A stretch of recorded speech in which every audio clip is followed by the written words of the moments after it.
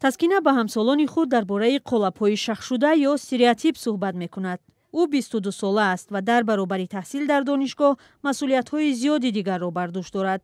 дар доираи лоиҳаҳои гуногун ки тавассути созмонҳои байналмилалӣ роҳандозӣ мешавад, ба духтарон дар мавзӯъҳои баробарии гендерӣ мулоқоту омӯзишҳо мегузаронад.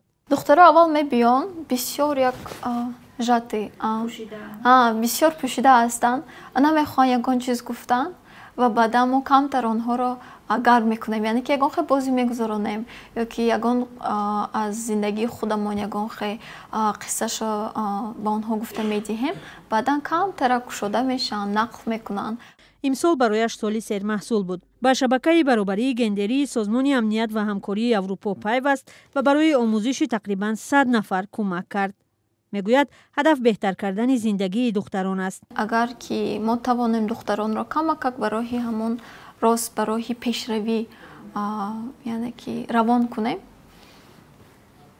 ин хуб аст. мо бисёр кӯшиш мекунем ки ин тавр шавад, вале чӣ қадar ки гуфтам камтар душвор аст.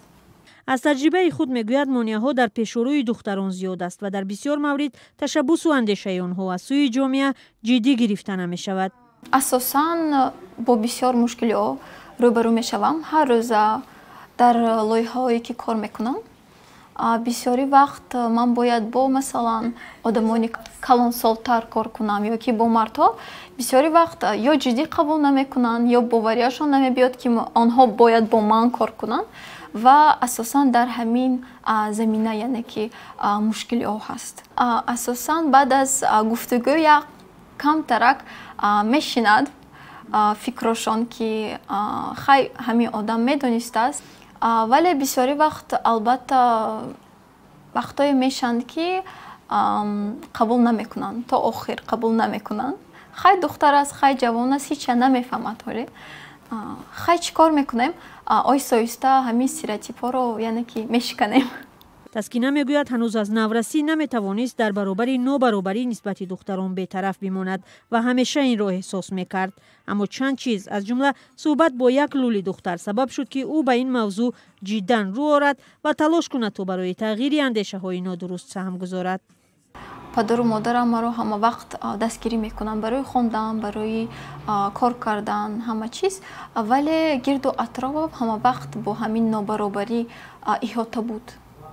аз ҳисоби ҳамин бо як қиссае буд ки бисёр ба ман як таъсири қувватбахш дода буд. як рӯз ман синфи 11 ба фикрам мехондам ё 10 бошад, хонам омадан як духтари ҷӯги духтар, яъне бо ҳамон духтар гуфтугӯ кардем ва гуфтам чӣ кор мекунӣ ту, мехонӣ, намехонӣ? ва гуфтан ки не, намехонам, мо ҳамин то синфи 4 хондем, баъдаш намондан хондан. ман гуфтам хай додаро чӣ, дигар одамо чӣ, хай оно мехонанд. ва ман гуфтам чӣ ба туя намемонанд? охир мегӯяд ман духтар. бисёр як хоҳиши хондан дошт, мехостааст ки муаллима шавад, муаллимаи забони тоҷикӣ ба фикрам. бале аз баъди ҳамон ҷо бисёр як ба фикр ғалтидам. баъди ҳамон кӯшиш мекунам ки бисёртар лоиҳаҳое ки ташкил мекунам дар ҳамин замина бошад. мутолиаи китоб дар бораи Малола Юсуфзай, духтари фаъоли покистонӣ ва ҳомии таълими духтарон, таскинаро ба ин роҳ бештар ташвиқ кардааст. китоб гирифтам аз American Space дар бораи Малала Юсуфзай. он кас як активисти гендерӣ, активисти бисёр машҳур дар дунё. қиссаашонро хондам дар бораи чӣ хел духтаро ба ёрдам мекарданд, чӣ хел кӯшиш карданд ки ҳамон системае ки доштанд барои хондан иваз кунанд ва ҳамон дасарашон чӣ хел тир мехӯранд. бисёр таъсири зиёд бахшид ман ҳатто гиря кардагива китобба.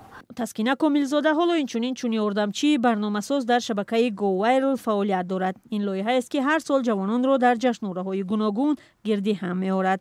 таскина ҳамчунин фаъоли муҳитзистӣ аст ва дар робита ба ҳифзи муҳити зист иқдомҳои гуногунро роҳандозӣ мекунад. ман як хеле вақт фикр мекунам, мешинам, мегӯям ки агар ман мард мебудам ман чӣ қадар чиза яъне ки ба даст меовардам. вале ки ман албатта розӣ ҳастам ки зан ҳастам, духтар ҳастам, духтари ҷавон ва кӯшиш мекунам албатта ки ҳамин воқеаҳо яъне ки беҳтар шаванд дар Тоҷикистон. имсол дар рӯзи ҷаҳонии духтарон созмони милали муттаҳид аз кишварҳои ҷаҳон даъват кардааст ки духтароне мисли Таскина ва дорои малакаҳои раҳбариро дастгирӣ кунанд, ба онҳо имкон диҳанд то муаррифӣ шаванд ва барои тарбияи духтарони раҳбар фазову шароит фароҳам созанд. ин созмон дар паёме бахшида ба рӯзи духтарон гуфтааст сармоягузории бештар, рафъи монеаҳо ва тарбияи духтарони раҳбар муҳимтарин чиз барои дастёбии ин қишр ба муваффақият аст. дар Тоҷикистон ки монеаву мушкил дар роҳи духтарон кам нест, аксарият ба онҳо дар ин рӯз орзуи дастрасии комил ба таҳсил ва имкониятҳои бештарро доранд. иҷоза диҳанд ки ба онҳо ба донишгоҳи олӣ дохил шаванд якум, ё ин ки хатъи таҳсилро то синфи 11 гузоранд ба онҳо ва ба онҳо каме озодӣ диҳанд ва ҳамин синни соли издивоҷро 17 و 18 неу гузоранд, хотя бы 22, 23, 24 шавад. Выбора ба онҳо битиянда, интихоба ба онҳо тиянд. Кай онҳо омода ҳастанд, кай вақте ки худро омода ҳис мекунанд. Чунон падари ман мегӯяд, аввал диплом, баъд издивоҷ. Мисли падари ман агар ҳама падаронам хешаванд, ман фикр мекунам ҷамъият хеле хуб мешавад. ҳастанд духтарое ки дар дилашон бисёр орзу ҳаст барои гаштан, барои ваё, лекин ҳастанд падар модарое ки иҷозат намедиҳанд барои ҳамин хел корро. ман мехоҳам барои хел падар модаро гуфтанд ки бояд монанд ки озод бошанд. духтар мардум ҳамин қадар озод бошад, ҳамин қадар раҳу гашту гузори худашро фаҳмидан метавонад. ҳамин қадар сахтгирӣ кунанд, яку якбора агар монанд, ӯ худашро уже чӣ мегӯянд гум мекунанд, наметавонад уже раҳи зиндагиашро ёфтанд.